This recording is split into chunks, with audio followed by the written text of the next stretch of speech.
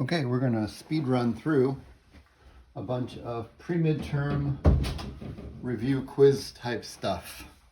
This is all about connection methods for root position chords in choral style. We've got colloquial names for them. This first 2 pages is not actually performing any of these things, but making sure that we have our categorizations and our definitions correct. So I'm just going to go through this. If you're one of my students, you would have done this and checked your work, or you're stuck, or you want to have some help remembering methodology and things like that. So we're just going to go.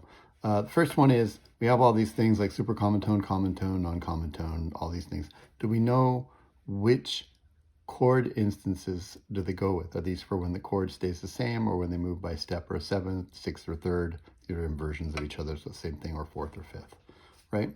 We can do this several ways. One is just to go straight down. The other one is to just say, which ones are this, which ones are that. And I think that's what we'll do right now. So the names of the ones that are with the same root are similar motion voice exchange, right? And contrary motion voice exchange, and move with soprano right there.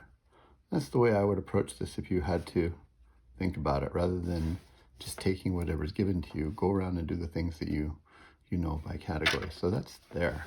Also, you can do is say there's 3 of these, and there's 3 of these, and there's 1 of these, and 1.5 of those, depending on how you want to look at that. Okay, so let's do chords that are 4th and 5th apart. That would be common tone, right? That would be not common tone and tertian leap, right? Notice we're not worried about methodologies yet, although hopefully the techniques are, you're thinking about that. Chords that are 3rd or 6th apart is super common tone, and the one that's 2nd apart is the bass step, moving opposite the bass step. So there's that. All right, this next section here, again, is not trying to say, can you perform these, but can you recognize them? When you perform them, there's all other kinds of mistakes that can be made, right? So again, I would go through these from a very method point of view, saying rather than what is this and try and choose from all these things, I would say, well, let me go through, since I know all these, and look for the ones that are all the same chords. So see, this is the same chord and same chord. It's possible, by the way, that this is an old worksheet, so maybe there's a mistake, but same chord here. So this is one that I want to do to begin with right here, right? And down at the bottom right here is another one with the same chord root at the bottom, and another one right here.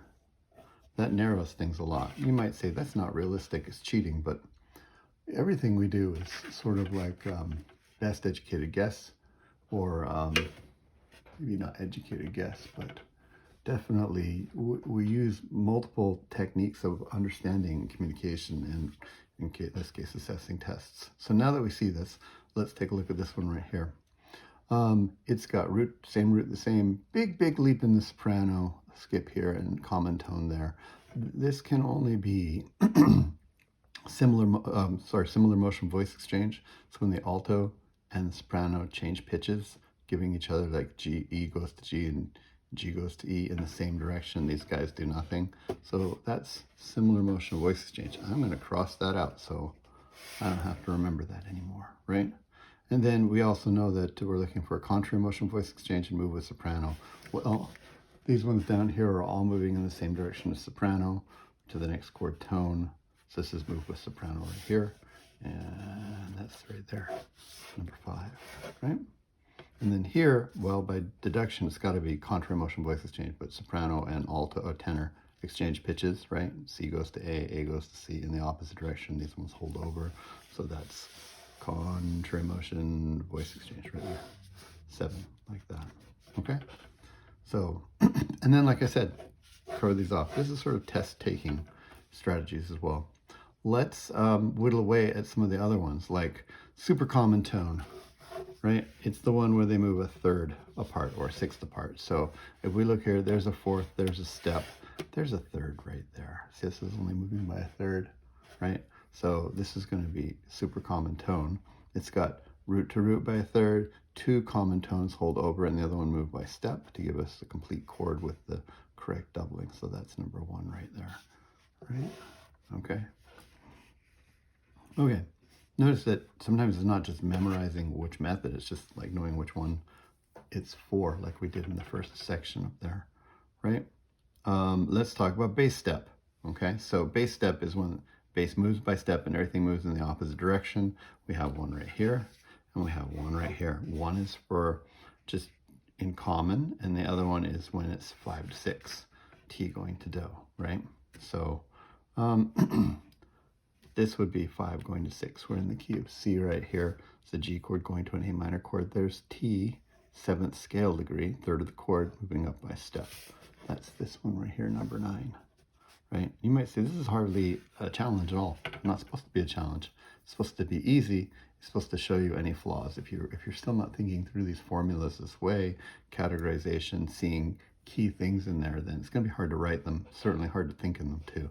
Number 9 is gone. That means by deduction, this has to be the other one, bass step. With bass step, everything moves in the opposite direction of the bass step to the next chord tone, avoids parallel fifths and parallel octaves and things like that. Okay, we're down to this one, and this one, okay? Let's do the easiest one first. Common tone, you've got the definition, which is root to root. These are 4th and 5th parts, right? Root to root, common tone holds over, and the other two move by step in the same direction, right? So let's see.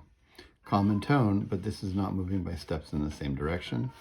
Common tone, this one is moving by steps in the same direction. Cat wants to get in here, thinks something's really important, but we're not gonna get deterred, all right? And then this one here, well, it's got no common tones in it, right? Right? It's all going same direction as soprano. That's not common tone because tertian leap is 3rd to 3rd, right? And then common tone and one moves by step. So this is number 8, non-common tone. Cat really would like to get in here, but we're not going to let him in. And then tertian leap is root to root, 3rd of one chord. There's my 3rd. Jumps to the 3rd of another chord. One common tone holds over, the other one moves by step. Okay, and we're done now. Okay. Next page. Same sort of thing, but it's now definitions. Again, this is all just sort of warming up and saying, do we have this in our head? Do we understand how these categories work? Okay, so let's think about this again.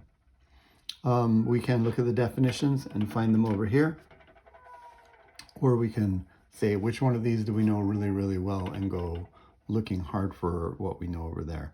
I think in this case, sometimes the easier thing is to look at these here and look for what stands out here. Like for instance, the 3rd of the first chord leaps often by a 4th to become the 3rd of the second chord. That's tertian leap, right? Which goes root to root, and then 3rd of the first chord leaps to the 3rd of the next chord. Common tone holds over, and then moves by step. This is H right there. That's done, right? You can look through here and kind of go like, well, for instance, we know that, let's see, like similar motion voice exchange is the soprano and the alto moving in the same direction. Contrary motion voice exchange is the soprano and the tenor moving in opposite directions. So we can see here, like soprano and alto move in the same direction, swapping pitches, tenor stays the same. That's similar motion voice exchange, right? Right there. D, gone. This is contrary motion voice exchange. Soprano and tenor move in opposite directions, swapping pitches. So contrary motion voice exchange. F right there. Okay. This is easy, like some video games are easy, like Pokemon. Like there are some things that are difficult, but you don't actually ever have consequences, right? You just, if you lose a fight, you just wake up somewhere else, right, with all your stuff healed up. Okay, so that's good. Let's talk about other ones that are unique. Super common tone. It's got 2 tones that hang over and stay the same, right? Root to root, and 2 tones that hold over. The remaining voice moves by step to complete the doubling correctly. We're eliminating and getting there. Move with soprano as everything moves in the same direction as a soprano. Well, let's see. Could be that one. Could be that one. But I think this is the right one. The alto and the tenor move in the same direction as a soprano. It doesn't say anything about anything else, right? A, move with soprano. Okay, so we've got our 3, let's see, common tone, not common tone, and then the bass step, which is everything moves opposite the bass step, right? So let's see. All voices move to the next chord tones in opposite direction of the bass step. B. All right. Common tone. Common note between two chords holds over the remaining two, move by step. That's this one right there. And then G is going to be tenor alto, move in the same direction to complete the new chords double. It's in the same direction as the soprano, but yeah, there we go. G. There we go. Definition's done. Let's do part writing. All right. This one here, I actually just do them in order and see if they make sense to you. In class we did one or two, but we want you to be able to say, I can identify the chord length. Definitions aside, you still need to be able to spell, recognize what chords we're doing, figure out what the method is, and then correctly navigate to the correct notes and get the right doublings and things like that. So there's steps, like if you don't recognize what the chord is based on the root, because these are all root position, and spell them, that's a problem. It makes it a lot tougher if you have to think about that, right? If you're not sure of the formula or how that actually relates to parts and notating notes, that's a problem. So if you did really great on the previous thing, that's great. If you're having troubles here, you have to say, is it my chord recognition? Is it drawing the definition from abstract into actual operations? Is it not knowing how to spell chords? Is it something about notation that's an issue? Or maybe you just haven't translated the rote formulas into action. So let's try this. Contrary motion voice exchange is when the soprano and the tenor move in opposite directions, right? To switch notes, A to F, F to A. Make sure your stems are in the right place. Altos and basses don't do anything. Okay. Similar motion voice exchange, alto and soprano move in the same direction, changing voices or pitches. E down to A down to E, right? This is an A chord, right? And then the two other ones hold over and do nothing. Move with soprano. Everything moves in the same direction as the soprano to the next chord. Tones. This is a G chord right here, so the D is going up to a G. The G is going up to a B, like that right there. Bass step. Everything moves in the opposite direction of the bass step, so as to avoid parallel fifths, octaves, those kind of things. This is an E chord. This is an F chord because we're just looking here. So this is going to come down to the F. This is going to come down to the C. This is going to come down to the A. You can check it, F, F, A, C. Okay. Deceptive progression. When you're doing bass step with this, then generally T wants to go up. Right now, if we're in the key of C and this is my 5 chord, this is a G, G, B, D. This is my T right there, right? And so this is going to go, all these are going to come down, just like the bass step, except T is going to go up. Now, you could actually take this one up. This is an A chord, A, A, C, E. But what's going to happen is because we're going T up, you don't end up with 2 A's, you end up with 2 C's, right? You could, in this case, bring T up to down, because it's not the minor key and it's in an inside voice, which would allow us to do this. If we're soprano voice on T, or if we're in the minor key, then you have to go up with it. That's at least what all the textbooks say, right? So down to the E, down to the C. If we can go up to the C, you end up getting a non-standard doubling, but don't worry because that's scale degree 1, so you're really actually reinforcing the key, okay, which is good.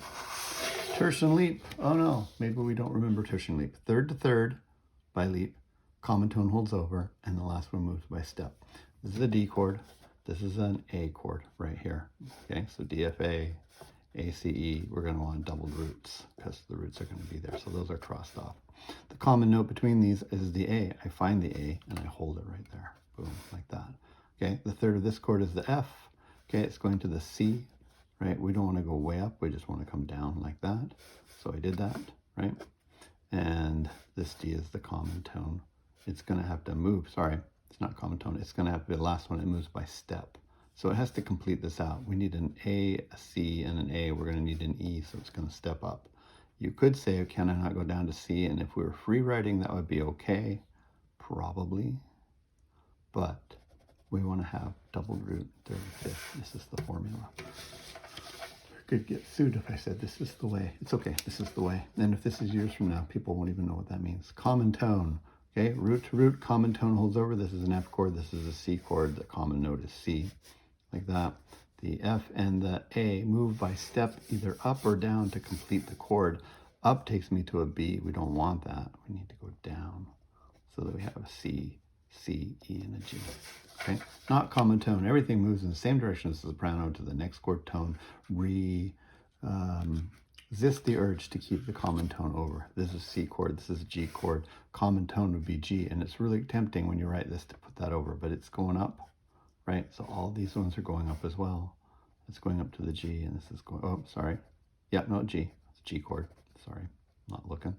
And this goes up to the D. So we have a G, a G, a B, and a D.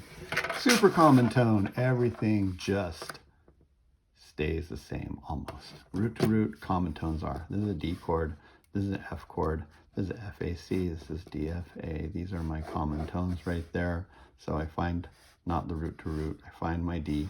I hold, not my D, sorry, my F. Hold it over. Find my A. Hold it over. Find the D. It's got to move by step to get to this note right there. And we're good, okay?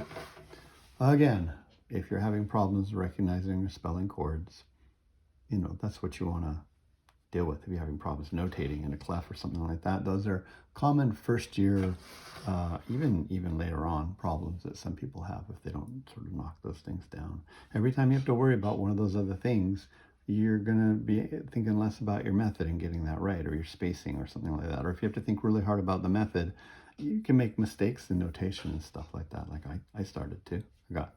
Forgot that this was that note or that was that note. Happens, right? Okay, done. Last thing. This is an analysis, and it's a hymn, and we played it in class. I guess I could play through parts of it again, get some of it on camera at least. There we go. And so this is a harmonic analysis plus a cadence analysis, and then finally, it doesn't say on this, but on the rest of the test, it'll say do a form diagram as well and label the form. So, right. And then, glasses. It says cadences occur on every half note. So that's a cadence right there. Right? And then so that means that's a phrase, right? And then the next one is and stretch the fingers, and then we're right there, right? So there's a cadence right there. And because this is just a hymn and not a Bach chorale harmonization, it's probably going to stay in the key the whole time. It's not going to move around too much. Down here on that we go.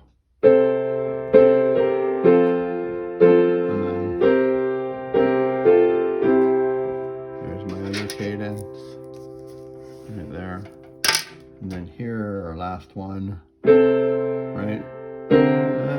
Wait, I'm on the F, sorry. There we go. Stop looking sideways and then looking back again, sorry, right? And then last measure, here we go. Okay, sorry about that. So, sounds like it's in a major key. It's got one flat, B flat, it's going to be in the key of F.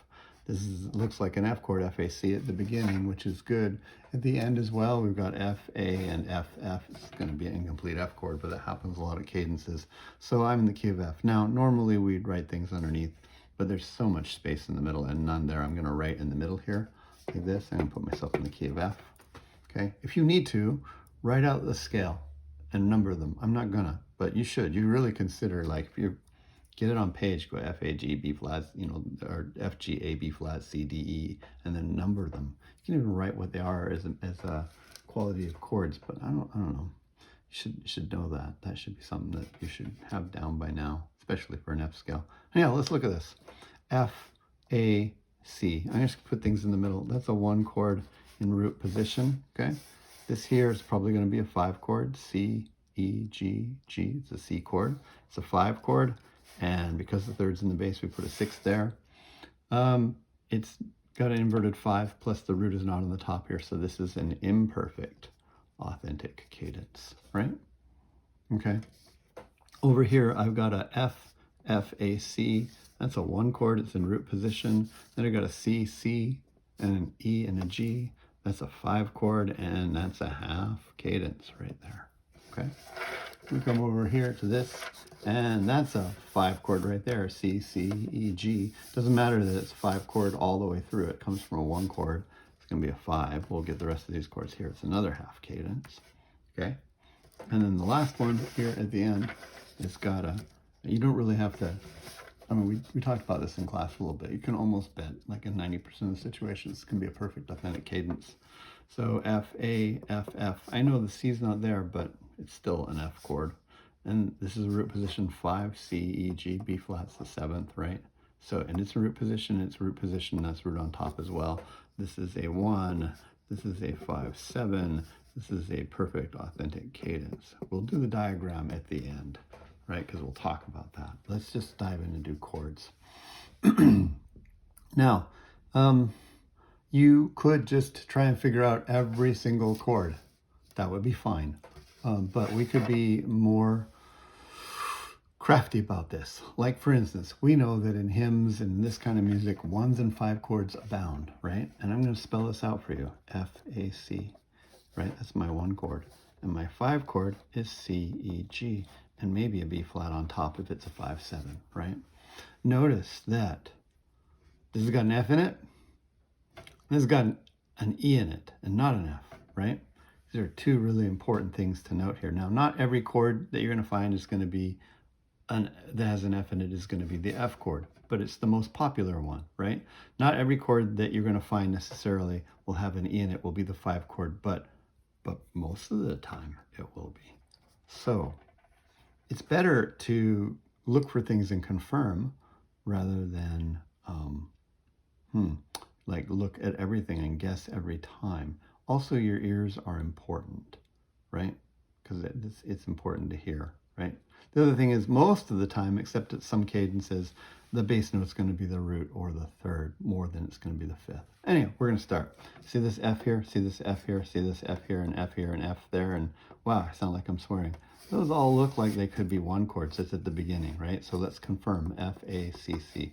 That's a 1 chord. Same thing there. Now let's check here, F, A, C, F. It's still a 1 chord. It's just become a 1/6 because the 3rd's in the bass right there, right? If you're real styling, you just go 1 and then you go 6 right there, and that would be it. Be like, I don't need to do more, right? Okay. See this C here? In the E there, I suspect it's this. C, E, C, G, right? It's a C chord. That's my 5 chord. So 1 to 1/6, 5 to 5/6, 1. Okay. Now we can do the same game here, and it's a good example of when maybe it works and maybe it doesn't. Look, there's a F and an F, right? And an F, and an F, and an F, and an F, and finally an E. And we know that this was the 1 and the 5. Okay, good. Let's check this out. Is this an F, A, C chord? F, A, D, not, right? In fact, this is a D, F, A chord, and that's a 6 chord, right? Think about it. Okay, and then it's the same thing there. Here we have the F chord, but we have the D, but we don't have an A anymore. We have a B flat. Spin it around in your head. That's B flat, D, F, right? And then it's key of F. It's a 4 chord. And depending on who you are, you might say, oh, I knew all that, but now it's going too fast. This is why we study our scales a lot and not just describe them, but like use them and pull things out. That's where we're headed to, is real fluency. Go around the circle of fifths, naming the chord and the quality in different scales or keys. And if you can do that for all 15 major keys and minor keys, then you know quickly, then you know your circle of fifths really well in terms of what numbers they are on the scale, and you know what those chords are too. You'd be super fluent, right? Okay, F again, but we do have an A and we do have a C. This looks like an F chord. Finally, this doesn't count. That doesn't count. Right? F, A, F, F, implied 1 chord. There we go. All right, let's go to the next half right here. I've got C's and F's and C's, right? Right, so it looks like, yeah, I don't know. Is this a C chord? Is this an F chord? Is this a C chord? First off, let's come back from the cadence. G, B, C, C. I know the E's not there, but it's complete enough to see that this is a 5, 7, right? When you dig up dinosaur skeleton bones and things like that, fossils, you don't find the complete dinosaur. You find enough of the dinosaur to tell you what it is. And this is a C, C, G, B flat, right? It's definitely like, 5 chord. Now, you could say, hey, I've got briefly, momentarily, I've got a 1, 6, 4 right there. Great, bonus points, okay? But they're passing notes, okay? It's just the thing, right? Let's check back here. F, C, F, A. Same thing on both of these. This is a 1 chord. All right, so let's check this out right here. We've just come from the half cadence over here, and where we're like 1, like this, to 5. Okay, and then down here in the next phrase where we're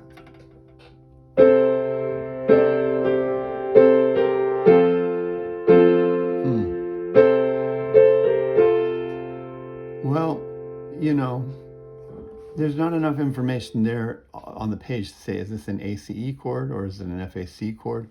But I think what you do in a case like this is you look and say, what's most common and what's in our ears from stuff that we've heard recently.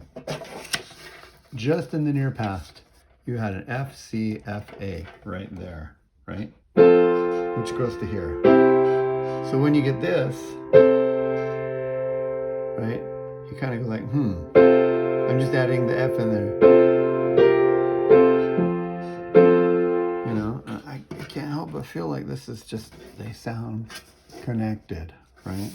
I'm just going to go 1, 6, 4. Later, we'll learn more about 6/4s. And if you want, just like we said, there's like a 1, 6, 4 stuck in here. You could call that a 5, 7 stuck right there as well. But I just think they're passing tones. Okay, this is not difficult. We don't have to overthink this. I mean, complicated. Difficult's relative. Okay, here's my F, there's my F, there's my F. That's an F up there, but it's a different bass note that's not part of the F chord than the C's, right? Okay, so let's check this out. F, and then C and A, that's my 1. This is just passing stuff right there, right? And this is 1, or you could think of it as the chord, and this is a pedal tone, but either way. Okay, 1, and then here we have F, but we have B flats and D's. B flat, D, F, that's my 4 chord, right? And then here is the C chord embellished with the F and the A. This is a 1, 6, 4, right? Because it's FAC. Later, we'll learn that that's actually just a 5 chord altogether. All right, cool. Let's talk about form diagram. Form diagram, you write a bracket for every phrase, right? And then you, then you write it out. So here's our first phrase, and our next phrase, and our next phrase, and our next phrase, like that. That ends on measure 2, 4, 6, and 8, okay? This is key of F, and we have an IAC, and we have an HC, and an HC half cadences, and a PAC, like that right there. Okay, so what does that mean? Well, first off, that's A. Bum, bum, bum, bum, bum, bum, bum. Bum, bum, bum, ba-da-dum, bum, bum. Doesn't sound like the same thing, so we call it B. Yeah, da-da-da-na-na-na-na-na. It doesn't sound like either of those, we'll call it a C. And then da-na-na-na-na-na-na. Sounds like nothing, so it's a D. Okay, well, what do we do with that? You can say, is it a period structure, which is there's an antecedent or question part that has a less conclusive cadence, and then an answer which has a more conclusive cadence. So we can check this out. Is this a period structure? The answer is no, because this is more conclusive than that, right? Is it a 3-phrase period where this gets like done twice or something like that? No, because these are not more conclusive than that, okay? Is this a period? No, because they're both half cadences. This is the most conclusive cadence. Now, we can either then call this a phrase group because it looks like 4 phrases that don't make a period. Or if you hear it like this, that's my question and that's my answer, right? So listen, it goes.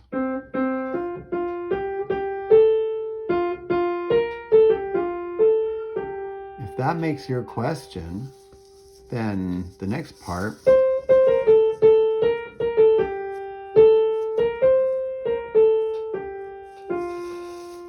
now I kind of hear them that way. Now, if that's the case, we have a question with 2 phrases and an answer, or an antecedent and a consequence, the fancy words. And that would be a 4-phrase antecedent, and this is called a double period. Double period is a period structure where the first and second halves, right, are so long or complicated enough that they have an internal cadence. two phrases in the antecedent, two phrases in the consequence. If that's the case, then this is the beginning of both of them. They are dissimilar, so they're going to be contrasting. That's the word we use, as opposed to parallel. And it's the same length, so they are symmetrical. Symmetrical. Did I spell symmetrical right? I can't remember if that's got one. No, it's got one. It's got one. Symmetrical. So this is a contrasting symmetrical double period. That's it. Okay.